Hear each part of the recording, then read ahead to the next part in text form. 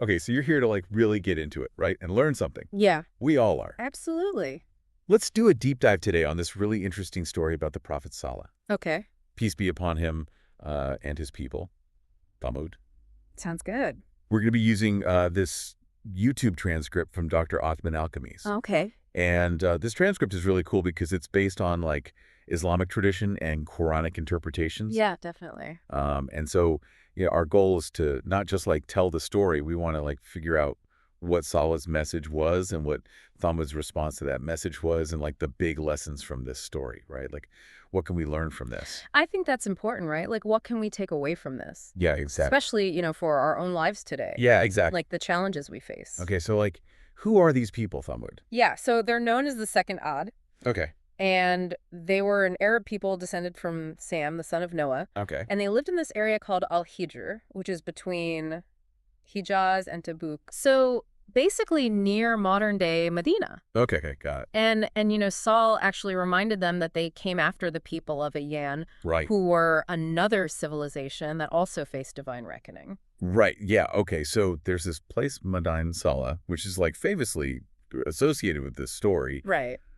But I think there's some debate about like whether that's actually the place or not. Yeah, I mean, like when you look at Madain Saleh today, those amazing ruins, Yeah. they're popularly linked to the Thamud, but scholarly research kind of paints a more complex picture, I guess you could say. Like you Okay. have archaeological findings, right? Like there are grave markers from about 300 years ago, like 8th Hijri century, Yeah. which indicates that the Madain Saleh that we see today Yeah. might actually be connected to a later Abbasid figure, Okay. also named Saleh, not the prophet. Interesting. So the exact spot where Thamud actually lived, that's still being debated among historians and archaeologists. But regardless of the exact location, the story itself and the lessons we learn from it are still powerful. Right. It doesn't really matter exactly where geographically this happened. Exactly. Yeah.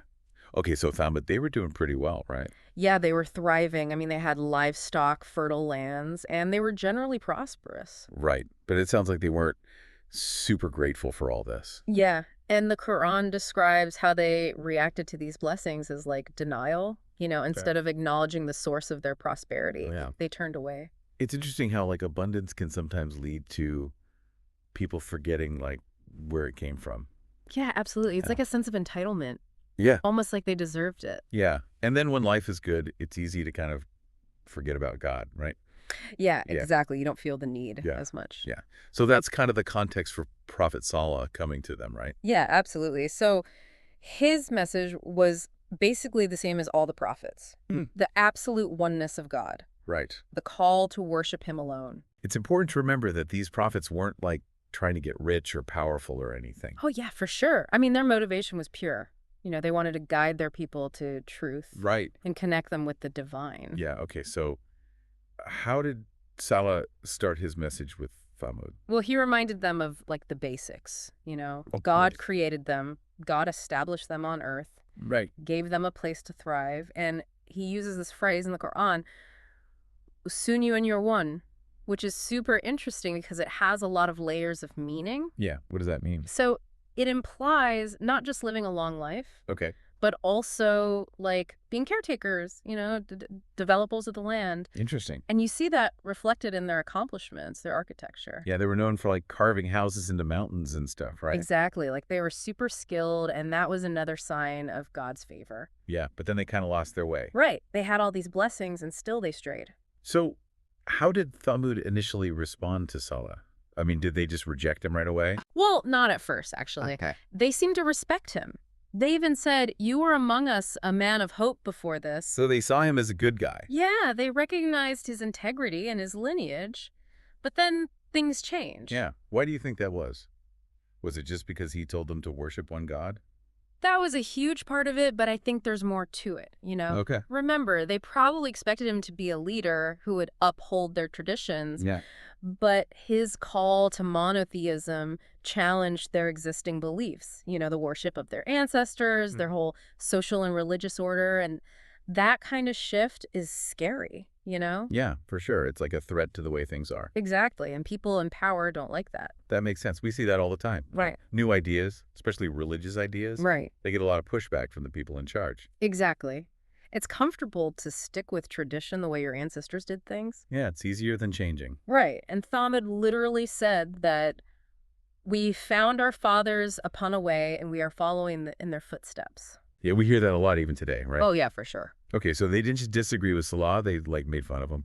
Right. They mocked him. They tried to discredit him personally. They said, you are but one of those bewitched. Wow. So they're saying he's crazy. Basically, yeah. It's a classic way to avoid dealing with a difficult message, you know? Right, just attack the person. Exactly. So then what happened? Did God send them a sign?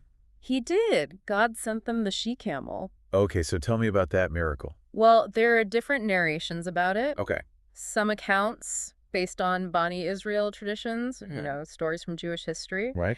They say that the she-camel came out of a rock, Wow. like miraculously. That's wild. But the Quran focuses on the special nature of the she-camel. Okay. What was so special about her? So she had the right to drink water on one day, Okay. and then the people and their livestock could drink on the next day. So you had to share. Exactly. And she also provided them with milk. Okay, so it was like a practical miracle. Right. It was a clear sign from God that they couldn't ignore. Why do you think God chose this specific miracle for Thamud? I think it's because it was a constant reminder of God's power. Yeah, it wasn't just a one-time thing. Right. It was every day. It was part of their lives. And it challenged their control over their resources they Right. had to share. Yeah, and the Quran calls her the she-camel of Allah. Right. That shows how important she was. So she was like a direct representative of God. Exactly. And God warned them not to hurt her, right? Yes. It is you see a shoe. Do not harm her in any way. But they didn't listen. No, they didn't. They got tired of sharing. Yeah, it's sad how people can see a miracle and still reject it. It's like their hearts were hardened. Yeah, so they decided to kill the she-camel. Right. And this is where it gets really messed up. Okay, what happened? So there were these two women. Okay. Saduk bin al-Mahya offered to marry whoever killed the camel. Wow. And Unaiza, an older woman with daughters, offered one of her daughters as a reward. That's crazy. What were they thinking? I don't know, but it shows how much they hated the she-camel. Yeah. They were willing to do anything to get rid of her. So who actually killed her? Two guys. Mizraz bin Nuraj shot her in the leg first. Oh, wow. And then Qidar ibn Salih finished the job. That's awful. But the Quran blames all of Thamud for the killing. Why is that? They didn't all do it. Yeah, but they all agreed to it. Okay. Dr. Alchemies explains that they all consented. Wow. Even the women and children. So they were all responsible. Exactly. And after they killed her, they basically dared Salih to punish them. Yeah, they said, bring us what you threaten us with if you are of the messengers. So arrogant. They were totally defiant. Okay, so what happened next? Did they try to kill Salih too? Yeah, it gets even worse. What did they do? 9 men planned to ambush him and his family at night. Oh, no. And they were going to lie about it. What were they going to say? They were going to say, we didn't see anything, we're totally innocent. They were being truthful. Yeah, so messed up. It's like the opposite of Prophet Shuaib. Right. His tribe protected him. Yeah. But Thamud wanted Salih dead. And they had this crazy logic for wanting to kill him. I know, right? They thought if he was a true prophet, killing him would get them into paradise faster. Yeah, and if he was lying, oh, then they'd just be rid of him. Like, it was a win-win for them. It shows how twisted their thinking was. Yeah, they didn't understand God at all. No, they were so focused on themselves. Okay, so what did God do? Well, first he stopped the rain. So, like, a drought? Right, and Thamud blamed Salih and the believers. Of course they did. They said, we have augured ill omen of you and those with you. It's always someone else's fault. Right. But Salih told them that their bad luck was because of their own actions. Yeah, they had to take responsibility. Exactly. So what happened next? God warned them that they had 3 days left. Oh, wow. And there were signs. What kind of signs? Their faces changed color. What do you mean? On the first day, their faces turned yellow. On the second day, they turned red. And on the third day, they turned black. That's terrifying. Can you imagine seeing that? I can't even imagine. It must have been so scary. Okay, so what happened after the 3 days? The punishment came.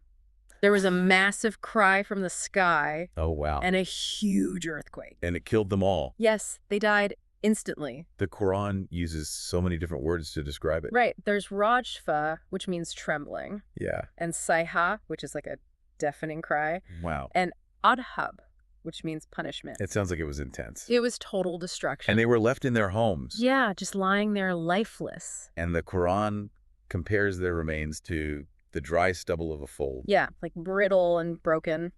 It's crazy to think that this whole civilization just vanished. It is. And the Quran says, as if they had never prospered therein, indeed, Thamud denied their Lord, then away with Thamud. So powerful, right? Yeah, it's Yeah. like all their achievements meant nothing. Because they rejected God. What did Salih do when he saw this? He left and he said, "O my people, I had certainly conveyed to you the message of my Lord and advised you, but you do not like advisors." It's sad, but he did his best. Yeah, he fulfilled his duty. It reminds me of Prophet Muhammad, peace be upon him, talking to the bodies in the well of Berat. Yeah, that's a good comparison. It's like, even when people reject the truth, the prophets still care. They do. And Prophet Muhammad, peace be upon him, he told us how to behave when we visit these places. Yeah, like the ruins of Thamud. Right. What did he say? He said we should enter weeping. Okay. And if we can't weep, then we shouldn't go at all. Why is that? Because we might face the same fate. Wow. That's serious. It's a warning for us. Yeah, we should learn from Thamud's mistakes. Absolutely. Okay, so what are the big takeaways from this story? Well, first of all, it shows that all the prophets have the same basic message. Okay. Worship one God. Right. And it shows that God's justice will prevail. Yeah. And that blindly following tradition can be dangerous. We have to think for ourselves. Right. And sometimes people reject the truth even when it's right in front of them. That's true. So as we finish this deep dive, I want to leave you with some questions. Big shoot. How do you balance tradition with truth in your own life? That's a good one. And are there any she-camels that you're ignoring? Like signs from God or opportunities. Exactly. Yeah, those are important things to think about. This story has a lot to teach us. Thanks for breaking it down. No problem. I'm glad we could do this deep dive. Me too. It was fascinating. Yeah, it really was. And hopefully people will reflect on it. Yeah, and learn from it. Definitely, that's the goal. All right, well, thanks again for being here. Thanks for having me. And we'll see you next time for another deep dive. See you then.